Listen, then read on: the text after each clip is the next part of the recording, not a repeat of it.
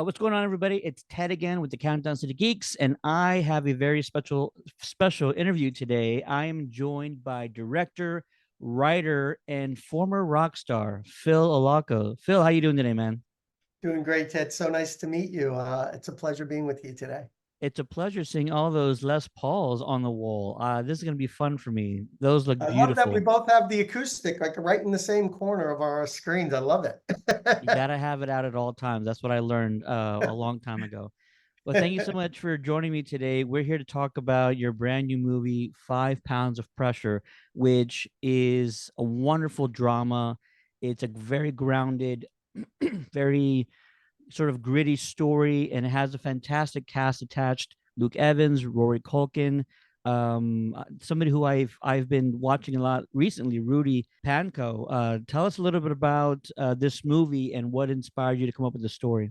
Well, I started writing it about over 15 years ago, so I've had this story for a long time. And I I kind of grew up around people like this and in a world like this, so it felt very familiar to me to and cathartic to write about it. And I love films like this, but I felt like, I really wanted to kind of write about the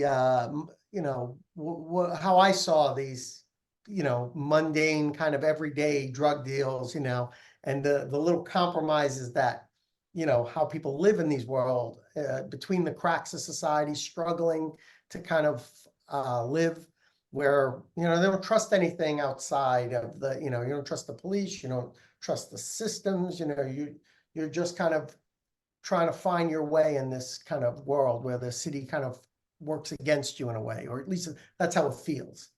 Yeah, no, I understand that. It's such a beautiful yet a lot of times tragic story about how your environment can sometimes come down on you, and you had a different way of putting that, but I love the title of it because it does have this sort of undertone of gun violence, and it's not necessarily trying to make any political statements, just mentioning that the stories that you hear about on the news, they run much deeper, and you did a fantastic job of sort of interweaving multiple stories about what feels like a small community. This is probably just one part of this city, like 5 6 city blocks, where, like, different people kind of bump into each other here and again. Is that what you wanted to do, to sort of have this sort of underlying tone about gun violence and how it affects everyday people around you?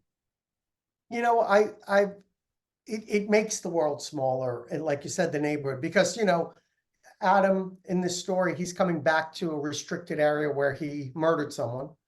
And the fact that he comes back, the family, the younger brother, he knows that. I mean, he looks as that as a direct confrontation to him.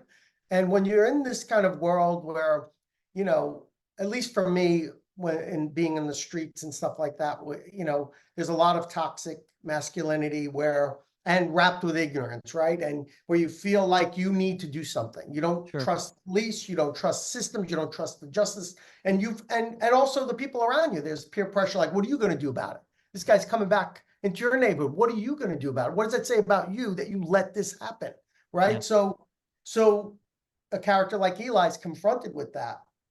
And here's just a regular guy who, like, now how do I live my life? And what is this doing to my family? His mother's devastated to know that, her son is dead. Now this guy's getting out. And so I think when you look at that and look how the world is, and you look at Lef and Mike and how they're living in this world, and how they all kind of interconnect. And I found I have known people on both sides who've been in this situation like Adam, who have been in situation like Eli, and been in situations like Mike and Lef. And I've always found it, on paper, it's the right thing is easy to see. But when Sure. you get into the nitty gritty of people struggling, and you see the gray areas of what is of morality, Yeah. and how people who are trying, like Adam is trying to do right, but does he deserve that? Does he deserve a second chance? I mean, these are the big questions we all struggle with. When has someone paid enough for something? Maybe never, right? if you talk to the family, they would say never. It's never enough. They should never, be free or whatever. So it's very, a lot of anger, a lot of strong emotions I've had in those situations, and then also empathy for people that, have gone through these things. And then, how do you put that into some sort of context? So I found that really good material to work with. And you gave a lot of great material to Luke Evans. Thank you, because I feel like we don't see enough of this guy. He's one of my favorite actors, and so tell us a little bit about it, what it was like to collaborate and work with Luke. Amazing actor. I mean, I love that how committed he is to his performances. I mean, here's an actor who's worked with the biggest directors in the industry on the biggest budget films, and then he comes to a set where, this is only my second narrative feature like this, and I'm very inexperienced with the people he's worked with, and that's a real credit to him that he can come in and thrive and work on this set, and we can work together. And he's humble, and he's just amazingly talented and passionate about what he does. So when you have that kind of commitment to his craft, it allows us to be able to, for him to even thrive on a small set. I mean, once the cameras are rolling, it's, he's giving it everything. He's one of my favorites, and I was happy to see him in here. Also, very surprised to see Rory Culkin in Yeah. here, who I feel again we don't see him enough, and he is so good in this movie. And with the material that you gave him, and he comes from such a talented family of Oscar winners, Emmy winners now. But what was it like working alongside Rory? Rory, I loved working with Rory. He was so much fun. It was like when I saw him in Lords of Chaos, I was like, oh my God, I would love to have, what he brought to that film. He brought so much humanity to a character that's very complicated to hard to like. And I was hoping, I knew what he could bring to Mike and help us identify with Mike. And he was just a joy to work with. He's a lovely person, and he's fun. And we had a lot of fun during, Mike making all his bad decisions. We would get a lot of laughs and he would always bring something more. And every scene he'd always look for these little extra. I mean, there's a lot of great comedic moments he brings in the drama too, Oh yeah. little things that he gives that character that I just think are brilliant, and that really make us understand how uncomfortable that character is in that world.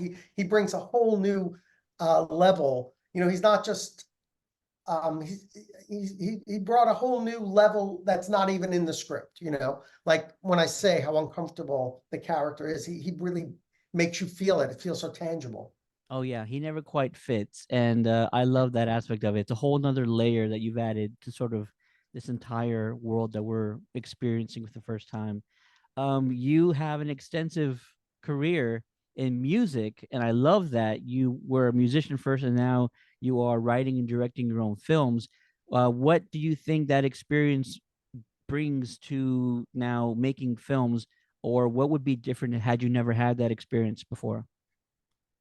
I think I probably have gone about it all the same way. I mean, when I think of myself young, putting bands together, you're casting, you have this kind of a mission of what you're trying to create. And when you made records, it felt like you're going away to make a movie. I think the only difference is I'm behind the camera now, and I'm not the product itself. When Right. you're in music or you're the band, you are the movie. You know what I mean? So when I went into film, it felt like a natural fit. And I think being a musician has brought a lot of things that intangible things like, a sense of timing. That helps my writing. It helps the flow of the dialogue. It helps me when we're editing. I also came up as an editor. I think a lot of musicians make really great editors. There's something about the way your brain is wired as a musician that really works when it comes to editing. And so I feel like having a sense and a feel for those things have really helped my filmmaking. And even when I was writing 5 Pounds, there was an intentional kind of edit feel to the film that was in the script about how the pacing and how it sped up. And, I wrote it that way with the intention that it would make it into the final film, but you don't know it will work. When you write, you're kind of working in one medium and you're working for that paper.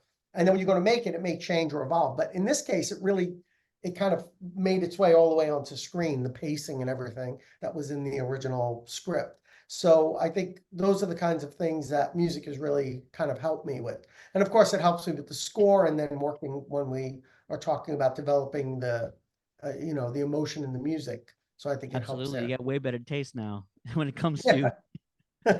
incorporating Oh, music in movies. yeah, yeah. You hope. I mean, so a lot of I, people may disagree. I don't know. Say, oh, he's got terrible taste. well, Phil, thanks so much for taking the time to meet with me today. 5 Pounds of Pressure is getting released this week. Where can the fans that don't find it? And any theater, hopefully theaters near you, and also wherever you watch movies online, it's coming out on demand, so whatever platform. So it should be available everywhere. And hopefully, if you can see it on the big screen, that's, as a filmmaker, you love that. But Absolutely. but also, just if you're streaming it, just make sure you got sound up nice. Absolutely. Thanks, Phil, again for meeting with me today. And 5 Pounds of Pressure is getting released this week. Catch it at a theater or on demand when you get the chance. Thank you, Phil. Thank you so much. Such a pleasure talking with you.